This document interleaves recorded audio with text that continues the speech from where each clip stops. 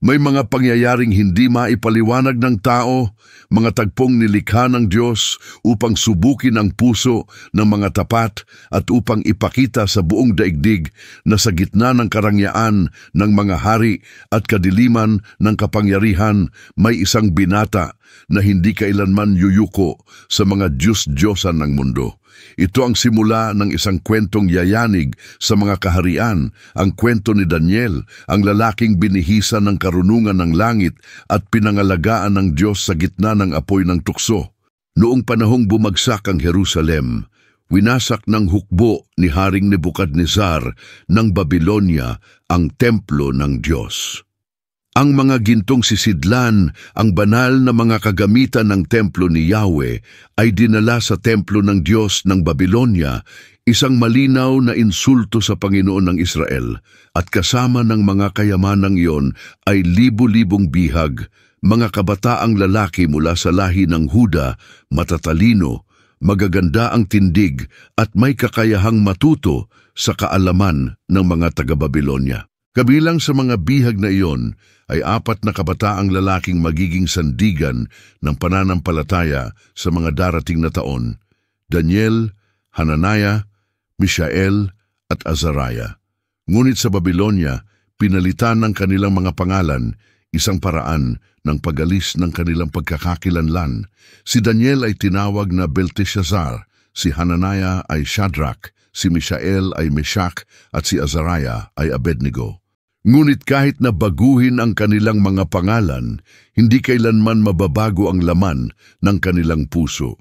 Sa loob ng mararangyang bulwagan ng palasyo, dinala sila sa harap ng punong eunuko ni Nebukadnezar. Kayo, sabi ng punong tagapamahala, ay pipiliin upang pag-aralan ang wika, sining at karunungan ng Babylonia sa loob ng 3 taon. Kakain kayo ng pagkain ng hari, iinom ng alak mula sa kanyang mesa at titira sa loob ng palasyo. Ngunit sa sandaling iyon, alam na ni Daniel ang panganib, sapagkat ang pagkain at alak ng hari ay inihahandog muna sa mga Diyos-Diyosan bago kainin. Para kay Daniel, ito ay isang maruming bagay sa harapan ng Diyos. Habang ang iba sa mga kabataan ay natuwa sa pribilehiyo, si Daniel ay nanatiling tahimik. Sa kanyang puso, naroon ang isang panata: hindi ko ihahalo ang kabanalan ng aking katawan sa kasalanan ng mga Diyos-Diyosan.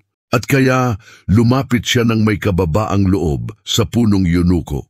Huwag po sanang magalit ang aking Panginoon, wika niya. Ngunit hinihiling ko na kami ay huwag pakainin ng pagkain ng hari. Bigyan niyo kami ng mga gulay at tubig lamang.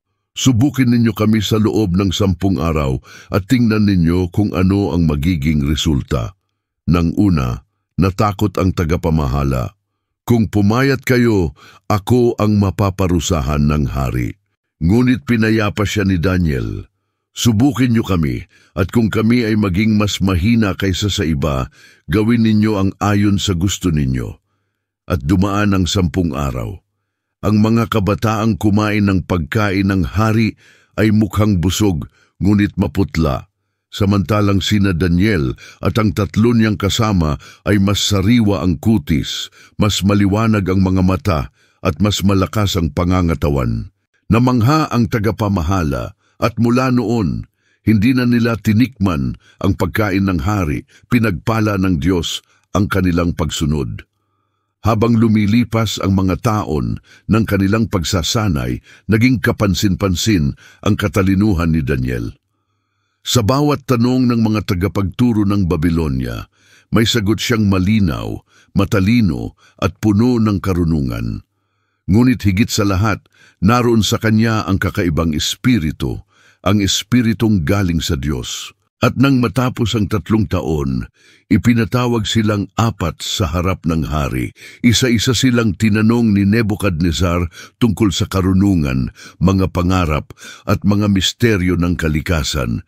At sa lahat ng ito, natagpuan ng hari na sila ay 10 beses na mas marunong kaysa sa mga salamangkero at mga pantas ng buong kaharian.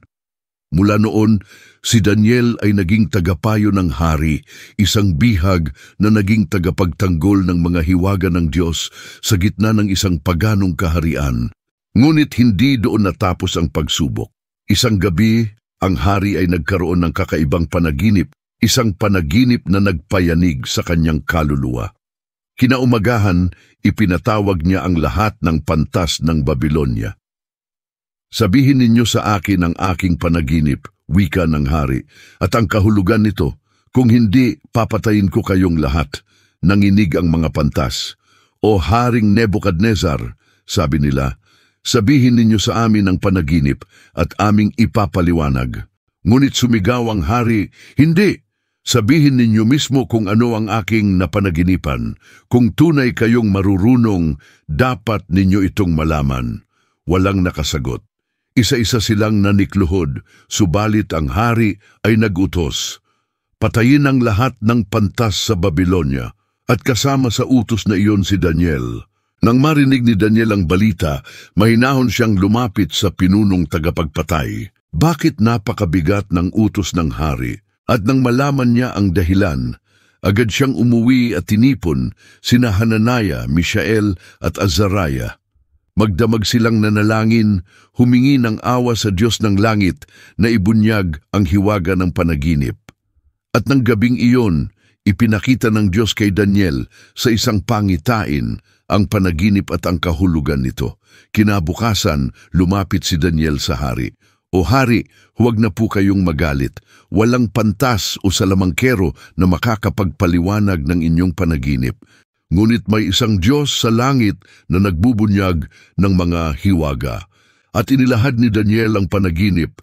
May nakita kayong malaking estatwa, ang ulo ay gawa sa ginto, ang dibdib at mga bisig ay pilak, ang tiyan at mga hita ay tanso, ang mga binti ay bakal, at ang mga paa ay halo ng bakal at putik, at may batong hindi pinutol ng kamay ng tao na tumama sa mga paa ng estatwa at dinurog ito hanggang sa maging alikabok. Namilog ang mata ng hari, iyon nga ang kanyang panaginip. Ipinagpatuloy ni Daniel, O hari, ikaw ang ulo na ginto, ang pinakadakilang kaharian sa kasalukuyan, ngunit may mga kahariang darating pagkatapos mo. Isang kahariang pilak, isa namang tanso at isa pang bakal na dudurog sa lahat. Ngunit sa wakas, may batong darating ang kaharian ng Diyos na hindi mawawasak kailanman. Tumigil ang buong bulwagan. Ang hari na dati handang pumatay ay napaluhod sa harap ni Daniel. Tunay na ang iyong Diyos ay Diyos ng mga Diyos at Panginoon ng mga hari, sabi niya.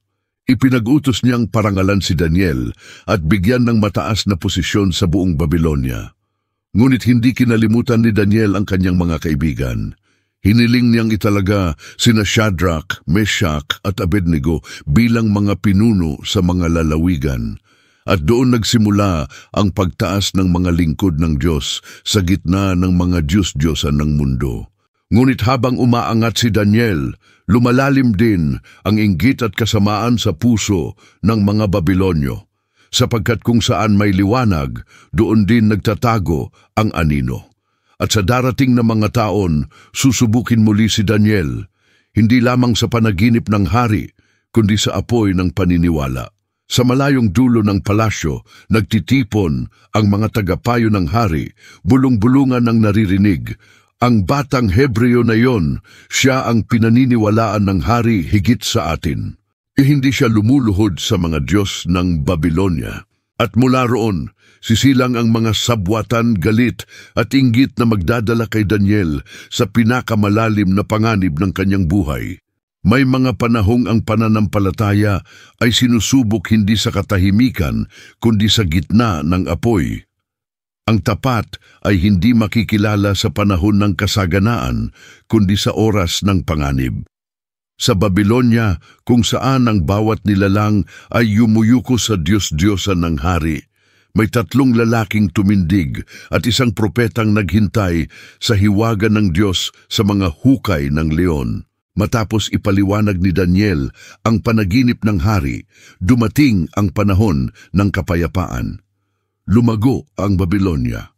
Lumakas ang kapangyarihan ni Nebukadnezar at naging dambuhala ang kanyang kaharian. Ngunit kasabay ng kanyang pagangat ay ang paglaki ng kanyang pagmamataas. Isang araw, inutusan ng hari ang pagtatayo ng napakalaking gintong estatwa. 60 siko ang taas at 6 na siko ang lapad, at itinindig ito sa kapatagan ng Dura. Isang utos ang kumalat sa buong kaharian. Sa sandaling marinig ninyo ang tunog ng trumpeta, alpa, lira at iba pang instrumento, lahat ay luluhod at sasamba sa ginintuang larawan na itinayo ni Haring Nebukadnezar. Sinumang tatangging yumuko ay ihahagis sa nag-aalab na pugon. Sa bawat sulok ng imperyo, tumunog ang mga instrumento. Lahat ng tao, mga dukha, mga pinuno, mga sundalo ay sabay-sabay na lumuhod. Lahat, maliban sa 3. Sina Shadrach, Meshach at Abednego ay nanatiling nakatayo. Tahimik, ngunit matatag. Ang mga mata ng karamihan ay napalingon. May mga nagbulungan, sila ang mga Hebreong alagad ni Daniel, at mabilis na tumakbo ang mga mapanibughong tagapayo patungo sa hari. O Haring Nebukadnezar, sigaw nila, mabuhay ka magpakailanman. Ngunit may 3 lalaking hindi sumusunod sa iyong utos. Hindi sila yumuko sa iyong larawan. Nagalit ang hari, dalhin sila rito. At nang dalhin sila sa harap ng hari, tinanong niya, totoo bang ayaw ninyong yumukod sa aking gintong larawan? Bibigyan ko kayo ng pangalawang pagkakataon. Sa sandaling marinig ninyo ang tunog ng mga instrumento, yumuko kayo o ihahagis ko kayo sa pugon. At alinkayang Diyos ang makapagliligtas sa inyo mula sa aking kamay. Tahimik silang tumingin sa hari at sumagot si Shadrach, O Haring Nebukadnezar, hindi na kailangang ipagtanggol namin ang aming sarili sa iyo. Kung kami ay itatapon sa pugon, kayang kami iligtas ng aming Diyos. Ngunit kahit hindi niya kami iligtas, hindi pa rin kami luluhod sa iyong Diyos-Diyosan. Nagngit-ngit ang hari. Painitin ang pugon ng 7 ulit higit kaysa karaniwan. Itinali ang 3, at ang mga sundalong nagdala sa kanila ay agad na nasunog sa init ng apoy nang buksan ang pugon. Ngunit sa loob ng apoy, doon nagsimula ang himala. Sa gitna ng naglalagablab na apoy, nakita ng hari ang isang nakapangingilabot, ngunit kahangahangang tanawin. Hindi ba 3 ang ating inihulog? Tanong niya. 3 nga, mahal na hari, sagot ng isa. Ngunit bakit 4 ang nakikita kong naglalakad sa gitna ng apoy, at ang anyo ng ika-4 ay parang anak ng mga Diyos? Nagulat ang lahat. Ang 3 ay naglalakad sa apoy, hindi nasusunog, hindi natutunaw ang tali sa kanilang mga kamay. Lumapit ang hari sa bunganga ng pugon at sumigaw, Shadrach, Meshach at Abednego, mga lingkod ng kataas-taasang Diyos, lumabas kayo. At nang lumabas sila, hindi man lang naamoy ng usok ang kanilang mga katawan. Sa takot at pagkamangha, nagpatira pa si Nebukadnezar. Purihin ang Diyos ni na Shadrach, Meshach at Abednego. Walang ibang Diyos na makapagliligtas ng ganito. Lumipas ang mga taon at ang puso ng hari ay muling nilamon ng kayabangan. Sa kanyang mga panaginip, nakita niyang muli ang isang pangitain, isang malaking punong kahoy na umabot hanggang langit, ngunit pinutol ng isang anghel. Muling tinawag ng hari si Daniel. O Belteshazzar, sabi ng hari, ikaw ang tanging makapagsasabi ng kahulugan nito. Ano ang ibig sabihin ng punong kahoy na iyon? At sagot ni Daniel, may lungkot sa kanyang mukha. O hari, ikaw ang punong kahoy. Lumago ang iyong kapangyarihan hanggang sa mga dulo ng lupa. Ngunit dahil sa iyong pagmamataas, babagsak ka. Iwawalay ka sa mga tao. Kakain ka ng damo tulad ng baka at mababasa ka ng hamog ng langit hanggang sa iyong makilala na ang kataas-taasan lamang ang naghahari sa mga kaharian ng tao. At gaya ng sinabi ng Diyos, nangyari nga. Isang araw, habang naglalakad si Nebukadnezar sa bubungan ng kanyang palasyo, sinabi niya, Hindi ba't ito ang dakilang Babilonya na itinayo ko sa aking kapangyarihan? At bago pa man matapos ang kanyang salita, isang tinig mula sa langit ang narinig. O Haring Nebukadnezar, tinanggal na sa iyo ang kaharian. Nabaliw ang hari, umalis siya sa palasyo at nanirahan sa parang. Ang kanyang buhok ay tumubo na parang balahibo ng agila at ang kanyang mga kuko ay parang kuko ng ibon. 7 taon siyang tumira sa ganoong kalagayan, isang hari na naging parang hayop. Ngunit nang dumating ang panahon, tumingala siya sa langit at sumigaw, "Ako'y kumikilala na ang Diyos ng langit, ang nag-iisa at walang kapantay." At ibinalik ng Diyos ang kanyang katinuan at ang kanyang kaharian. Ngunit hindi natapos doon ang hiwaga ng Babylonia. Matapos mamatay si Nebukadnezar, humalili ang kanyang anak na si Belshazzar, isang hari na mas masahol sa kayabangan. Isang gabi, habang siya ay nagdiriwang sa kanyang marangyang handaan, ipinakuha niya ang mga banal na sisidlan mula sa templo ng Jerusalem, ang mga sisidlang dating ginamit para sa pagsamba kay Yahweh. Ibinuhos niya ang alak doon at ipinainom sa kanyang mga bisita habang sumisigaw, "Purihin ng mga Diyos ng ginto, pilak at tanso." Ngunit biglang nagbago ang hangin sa silid. Tumahimik ang lahat. Mula sa pader, isang kamay ang lumitaw, isang kamay lamang, walang katawan, at nagsimulang magsulat sa dingding. Ang mga titik ay nagningning, "Mene, Mene, Tekel, Upharsin." Nanginig ang hari, "Ipatawag ang mga pantas, ipaliwanag ninyo ito." Ngunit walang makapagsabi ng kahulugan. Hanggang sa may isang babae, ang reyna, ang nagsabi, "May isang lalaki sa iyong kaharian na may espiritu ng mga banal na Diyos. Sa panahon ng iyong ama, siya ay nakapagpaliwanag ng mga hiwaga. Si Daniel iyon." Dinala si Daniel sa harap ng hari. "At kung maipaliwanag mo ito," sabi ni Belshazzar, "bibigyan kita ng ginto at gagawin kang pangatlo sa kaharian." Ngunit sagot ni Daniel, "Itago mo na ang iyong mga gantimpala, ngunit ipapaliwanag ko sa iyo ang sulat na ito." At sinabi niya, "Mene, binilang ng Diyos ang iyong kaharian at tinapos ito. Tekel, ikaw ay tinimbang sa timbangan at nakita kang kulang. Peres, hati ang iyong kaharian at ibinigay sa mga Medo at Persiano." At sa gabing iyon mismo, napatay si Haring Belshazzar at sinakop ng mga hukbo ng Medo-Persya ang Babylonia. Sa ilalim ng bagong hari, si Darius ng Media, muling nakilala si Daniel bilang matapat at maaasahan.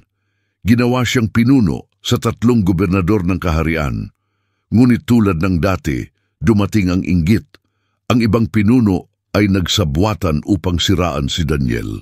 Wala tayong makikitang kasalanan sa kanya maliban sa kanyang pananampalataya, sabi nila. At kaya gumawa sila ng isang batas na sinumang mananalangin sa sinumang Diyos o tao maliban sa hari sa loob ng 30 araw ay ihahagis sa hukay ng mga leon.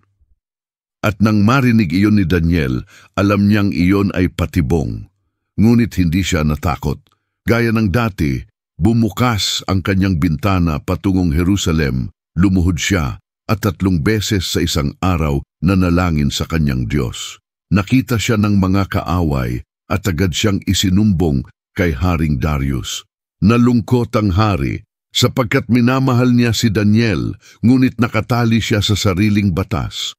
Kaya't noong gabi ring iyon, ipinaaresto si Daniel at dinala sa hukay ng mga leon.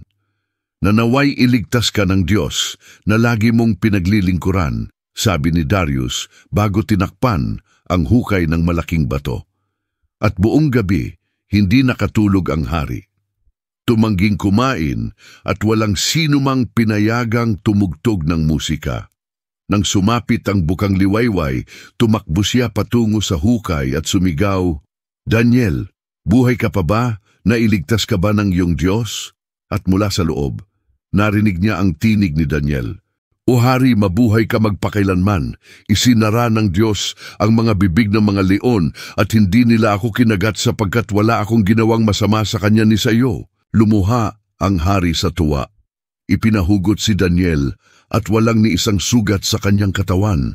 Ngunit ang mga kaaway niya ay inihagis sa parehong hukay at bago pa man bumagsak sa lupa, nilapan na sila ng mga leon. Muling nagbigay ng utos si Darius. Ang Diyos ni Daniel ay buhay magpakailanman. Ang kanyang kaharian ay walang hanggan. Siya ang nagliligtas at gumagawa ng mga kababalaghan sa langit at sa lupa. Sa lahat ng mga kaharian, Babylonia, Media at Persia, ang pangalan ni Daniel ay naging simbolo ng katapatan sa Diyos. Ngunit sa kanyang pagtanda, isang panaginip ang muli niyang napanaginipan, isang serye ng mga pangitain tungkol sa mga hayop, mga sungay at mga kaharian na darating. Nayanig si Daniel sapagkat alam niyang iyon ay hudyat ng mga panahon ng Antikristo. Ngunit sinabi sa kanya ng anghel, "Isulat mo ito, Daniel, sapagkat ang mga salitang ito ay tatatakan hanggang sa wakas ng panahon." Sa katahimikan ng gabi, nang wala nang maririnig kundi ang mahihinang huni ng hangin sa palasyo ng Babylonia, isang panaginip ang bumagsak kay Daniel, isang pangitain na yayanig hindi lamang sa kanyang kaluluwa kundi sa buong kasaysayan ng daigdig. Ito ay hindi lamang panaginip ng hari, kundi ng Diyos mismo, ipinakita sa kanyang lingkod upang maipahayag ang kapalaran ng mga kaharian hanggang sa huling panahon. Ang panaginip ng 4 na hayop. Ayon sa aklat ng Daniel Kabanata 7, sa 2 taon ng paghahari ni Belsasar, anak ni Nabunido, si Daniel ay nagkaroon ng isang panaginip sa gitna ng gabi. Nakaupo siya sa tabi ng malaking ilog ng ulay at biglang nakita niya sa kanyang harapan ang 4 na dambuhalang hayop na umaahon mula sa dagat. Bawat isa ay kakaiba sa isa't isa. Ang unang hayop ay tulad ng leon, ngunit may pakpak ng agila.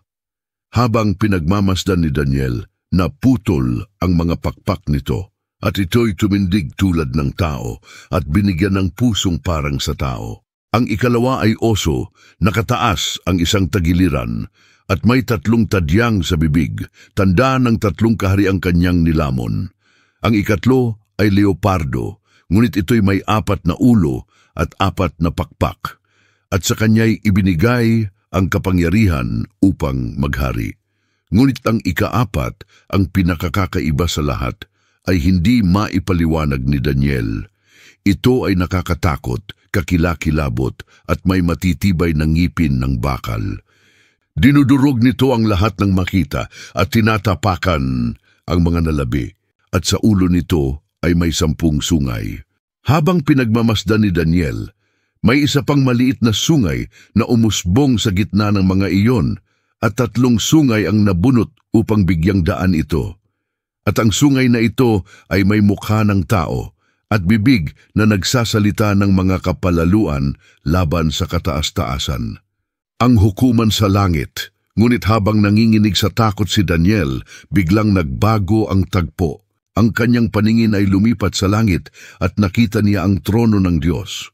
Ang trono ay nagliliyab ng apoy at ang mga gulong nito ay nagniningas. Mula sa harapan ng kataas-taasan ay dumaloy ang isang ilog ng apoy. Libo-libo ang naglilingkod sa kanya at milyon-milyon ang nakatayo sa harap niya. At nagsimula ang paghuhukom. Ibinuksan ng mga aklat, sabi ng tinig, at ang hayop na ika-4, ang may mga sungay, ay hinatulan dahil sa mga salitang sinambit nito laban sa Diyos. Ito'y nilamon ng apoy at ang natitira sa mga hayop ay binawasan ng kapangyarihan, ngunit pinahintulutang mabuhay ng kaunti pang panahon. At sa paningin ni Daniel, nakita niya ang isang tulad ng anak ng tao, dumarating sa mga ulap ng langit, lumapit sa matanda sa mga araw, at binigyan ng kapangyarihan, kaluwalhatian at kaharian. At ang lahat ng bansa, lahi at wika ay naglingkod sa kanya. Ang kanyang kaharian ay walang hanggan at hindi mawawasak kailanman, ang pagpapaliwanag ng mga hayop. Habang nanginginig si Daniel, lumapit ang isa sa mga nakatayo sa paligid ng trono, isang anghel, at kanyang tinanong, "Ano ang ibig sabihin ng lahat ng ito?" At sinabi ng anghel, ang 4 na hayop ay 4 na kaharian na lilitaw sa mundo. Ngunit ang mga banal ng kataas-taasan ay tatanggap ng kaharian at maghahari magpakailanman. Ngunit si Daniel ay hindi pa rin mapalagay, kaya muling nagtanong, Panginoon, ano ang kahulugan ng ika-4 na hayop na naiiba sa lahat at ng maliit na sungay na nagsasalita ng kapalaluan? At sinabi ng anghel, ang ika-4 na hayop ay ang ika-4 na kaharian sa lupa. Malakas at dudurugin ang lahat ng iba. Ang 10 sungay ay 10 hari, at mula sa kanila ay lilitaw ang isa pa na iba sa mga nauna at tatanggalin niya ang 3 hari. Siya ay magsasalita laban sa kataas-taasan upang makipagdigma sa mga banal at susubukang baguhin ang mga panahon at kautusan, at ibibigay sila sa kanyang kamay sa loob ng 1 panahon, 2 at kalahati ng panahon. Ngunit idinugtong ng anghel, ngunit darating ang hukuman at aalisin ang kanyang kapangyarihan at ibibigay ang kaharian sa mga banal ng kataas-taasan. Ang kanyang kaharian ay walang hanggan at ang lahat ng kapangyarihan ay maglilingkod sa kanya. Ang panaginip ng kambing at tupa. Hindi pa tapos dito ang mga hiwaga. Sa sumunod na kabanata, sa panahon ng paghahari ni Belsasar, nagkaroon si Daniel ng isa pang pangitain. Nakakita siya ng isang tupang may 2 sungay at ang mga sungay ay mataas, ngunit ang isa ay mas mataas kaysa sa isa at ang mataas ay lumitaw sa huli. At mula sa kanluran ay dumating ang isang kambing, tumatakbo na parang hindi man lang tumatama sa lupa. Sa pagitan ng kanyang mga mata ay may isang malaking sungay at sinalakay niya ang tupa, binangga ito at dinurog ang 2 sungay. Ngunit nang lumakas ang kambing, nabali ang kanyang malaking sungay at sa lugar nito ay tumubo ang 4 na sungay na nakaharap sa 4 na hangin ng langit. At mula sa isa sa mga iyon ay lumitaw ang isang maliit na sungay na lumaki ng lumaki hanggang sa abutin ang kalangitan. Ibinaling nito ang sarili laban sa mga hukbo ng langit. Ibinagsak ang ilan sa mga bituin at tinapakan ng mga iyon. Pati ang araw-araw na handog ay inalis, at ang banal na santuwaryo ay nilapastangan. Ang paliwanag ng Anghel Gabriel. Habang nanlulumo si Daniel, narinig niya ang tinig ng isang banal na nagsasalita, Gabriel, ipaliwanag mo sa kanya ang pangitain. Lumapit ang Anghel Gabriel at sinabi, ang tupa na iyong nakita ay ang mga hari ng Media at Persia. Ang kambing ay ang hari ng Gresya at ang malaking sungay ay ang unang hari, si Alexander the Great. Nang siya ay mamatay, 4 na kaharian ang lalabas mula sa kanya, ngunit hindi kasing lakas ng sa kanya. At mula sa isa sa mga ito ay lalabas ang isang haring may matigas na mukha, na dalubhasa sa pandaraya. Lalakas siya, hindi sa sariling kapangyarihan at sisira sa marami. Itataas niya ang sarili laban sa prinsipe ng mga prinsipe, ngunit siya'y madudurog, hindi sa kamay ng tao. Nang marinig ito ni Daniel, siya ay bumagsak at nagkasakit ng ilang araw. Hindi niya matanggap ang bigat ng mga pangitain sapagkat nakita niya ang mga darating na siglo ng pagdurusa at ang pagtaas ng mga kaharian na magtatangka laban sa Diyos. Ang sumunod ay ang panalangin at ang propesiya ng 70 linggo. Lumipas ang mga taon habang nagbibilang si Daniel ng mga taon ng pagkabihag ng Israel batay sa propesya ni Jeremias, napagtanto niyang malapit na ang pagtatapos ng 70 taon ng pagkakatapon. Dahil dito, lumuhod siya, nag-ayuno, nagsuot ng sako at abo at buong puso siyang nanalangin. Diyos na dakila at karapat-dapat katakutan, nananatili ka sa tipan ng iyong pag-ibig sa mga umiibig sa iyo at sumusunod sa iyong mga utos. Ngunit kami nagkasala, kami lumihis at hindi kami nakinig sa iyong tinig. Habang siya'y nananalangin, biglang dumating si Gabriel muli, mabilis na lumipad at tumayo sa tabi niya. At sinabi ng anghel, Daniel, Dumating ako upang bigyan ka ng kaunawaan. Mula sa paglabas ng utos na ibalik at itayong muli ang Jerusalem hanggang sa dumating ang pinahiran, ang Mesiyas, ay 77 linggo. Pagkatapos ng 69 na linggo, ang pinahiran ay mahihiwalay at wala sa kanya, at ang lungsod at ang santuwaryo ay wawasakin ng darating na pinuno. At sa huling linggo, siya'y gagawa ng tipan sa marami, ngunit sa kalagitnaan nito ay ihihinto niya ang handog at alay, at sa dambana ay magkakaroon ng kasuklam-suklam na kalapastanganan hanggang sa maganap ang itinakdang wakas. Ang hinaharap ay ipinahayag. Sa mga salitang iyon, ipinakita kay Daniel ang buong plano ng Diyos, mula sa pagkakatapon hanggang sa pagdating ng Mesiyas, hanggang sa huling panahon kung kailan muling babangon ang kaharian ng Diyos sa lupa. Ngunit sa bawat propesiya ay may kasamang pighati. Dahil nakita rin ni Daniel ang panahon ng Antikristo, ang taong tututol sa Diyos, na dudungisan ng templo at lilinlangin ang mga bansa. Ngunit nakita rin niya ang pagdating ng anak ng tao sa mga ulap ng langit, dala ang hustisya at kaluwalhatian. Sa pagtatapos ng pangitain, si Daniel ay nanginginig, nangingilabot at napuno ng takot at pagkamangha. Ngunit sa kanyang puso, alam niyang totoo ang lahat ng nakita niya. At sa kanyang mga huling araw, itinago niya ang mga aklat, mga propesyang hindi pa para sa kanyang panahon, kundi para sa mga huling araw. Sa pagtatapos ng dakilang aklat ni Daniel, lumilitaw ang pinakamatinding tagpo ng lahat, isang digmaan na hindi lamang pisikal, kundi espiritual, isang laban na tatapos sa mga kaharian ng tao at magbubukas ng walang hanggang paghahari ng Diyos. Ito ang panahon ng kapighatian na hindi pa nararanasan sa kasaysayan ng daigdig. Ang huling banggaan ng liwanag laban sa dilim, ng katotohanan laban sa pandaraya, ng pananampalataya laban sa takot. Ang propesya ng huling panahon.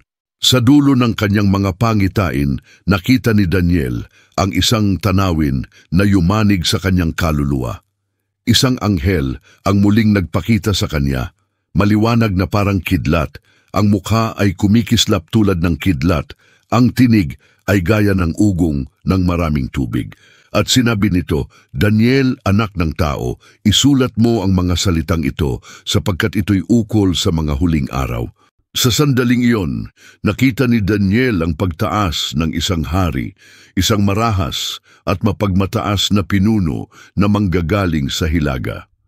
Siya'y tatalino sa kasamaan, gagamit ng pandaraya upang makuha ang tiwala ng marami, at sa kanyang kamay ay magiging parang Diyos ang kanyang kapangyarihan. Tinawag siya ng mga propeta bilang ang hari ng hilaga, ngunit sa dulo ng panahon, ang kahulugang ito ay lumawak, tumutukoy sa kapangyarihang lilitaw sa huling panahon, isang sistemang tutol sa Diyos at maghahari sa buong daigdig.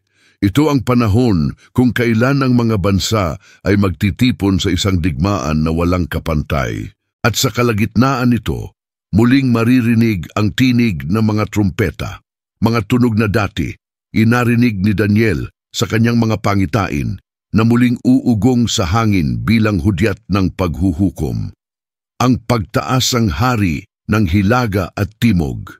Sa ika-21 kabanata ng kanyang pangitain, nakita ni Daniel ang banggaan ng dalawang kapangyarihan, ang hari ng hilaga at ang hari ng timog.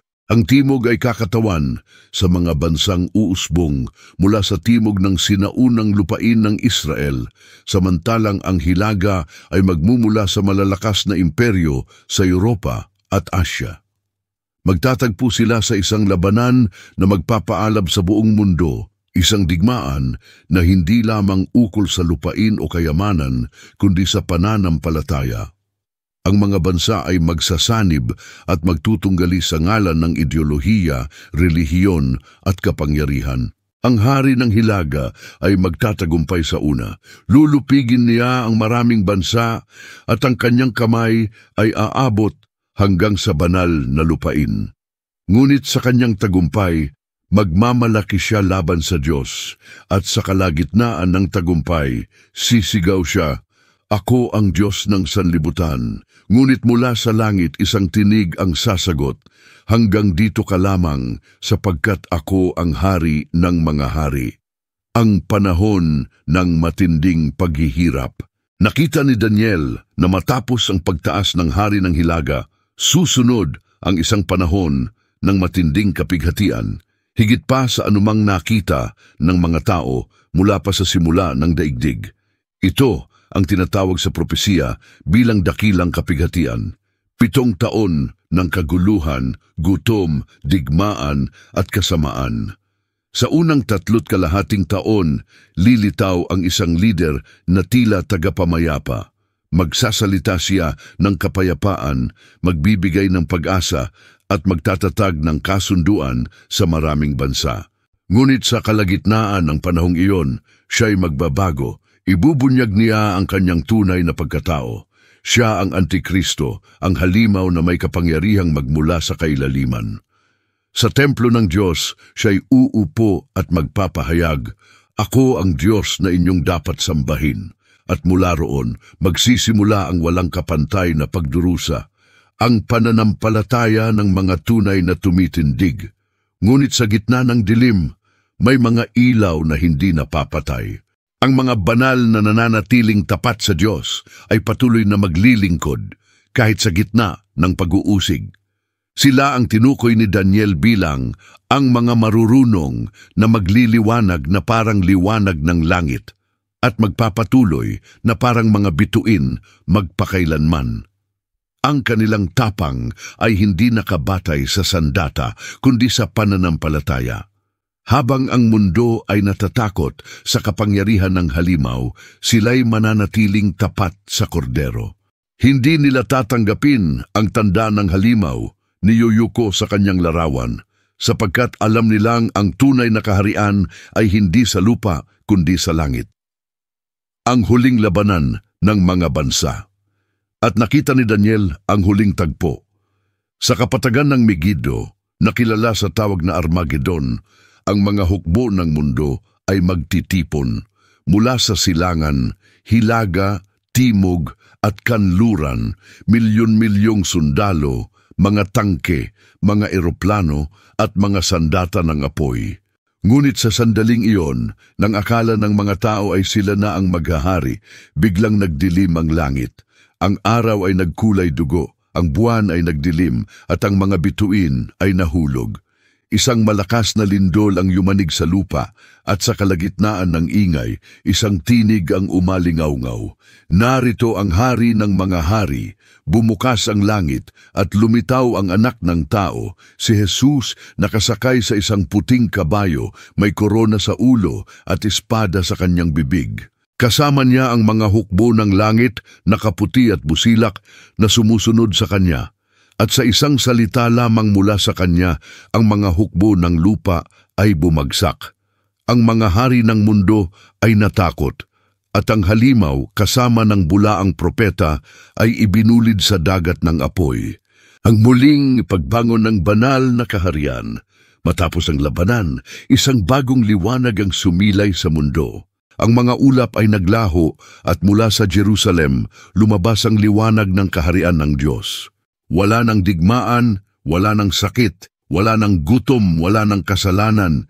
Si Jesus ay maghahari sa loob ng 1,000 taon at ang mga banal ay mamumuno kasama niya. Ang mga bansa ay magpapakumbaba sa kanyang trono at ang mga hari ay magbibigay ng kaluwalhatian sa kanya. Ang mga taong tumindig sa katotohanan ay tatanggap ng gantimpala, ang buhay na walang hanggan sa piling ng Diyos. At nakita ni Daniel sa kanyang pangitain ang isang bagong lungsod, ang bagong Jerusalem, kumikislap na parang ginto at may mga pintuang gawa sa perlas. Naroroon ang trono ng Diyos at sa tabi nito ay ang ilog ng buhay, malinaw na parang kristal. Wala ng gabi, sapagkat ang liwanag ng Diyos mismo ang nagbibigay ng araw magpakailanman. Aral at pagninilay. Ang aklat ni Daniel ay hindi lamang isang salaysay ng mga pangitain at digmaan, kundi isang paalala ng pananampalataya sa gitna ng kaguluhan. Tinuturuan tayo nitong kahit sa pinakamatinding pagsubok, ang Diyos ay may plano. Ang mga hari ay dumarating at lumilipas, ngunit ang kaharian ng Diyos ay mananatili magpakailanman. Tulad ni Daniel, tayo rin ay tinatawag na maging tapat, kahit sa gitna ng takot, kahit sa harap ng panganib. Ang tunay na karunungan ay hindi sa pag-alam ng lahat ng lihim, kundi sa pagtitiwala sa Diyos na may hawak ng lahat ng bagay. At kapag dumating na ang araw ng paghuhukom, ang mga tapat ay maririnig ang tinig na ito. Magpahinga ka, mabuting lingkod, sapagkat sa wakas ang iyong gantimpala ay walang hanggan. Maraming salamat sa iyong panunood at pakikinig sa Holy Tales TV. Naway ang mga aral mula sa aklat ni Daniel ay magbigay sa atin ng tapang, pag-asa at pananampalataya sa gitna ng mga kaguluhan ng ating panahon. Huwag kalimutang mag-subscribe at ibahagi ang mensaheng ito upang mas marami pang tao ang makilala ang katotohanan at ang liwanag ng salita ng Diyos, sapagkat sa dulo ng lahat ng bagay, ang kaharian ng Diyos lamang ang mananatili magpakailanman.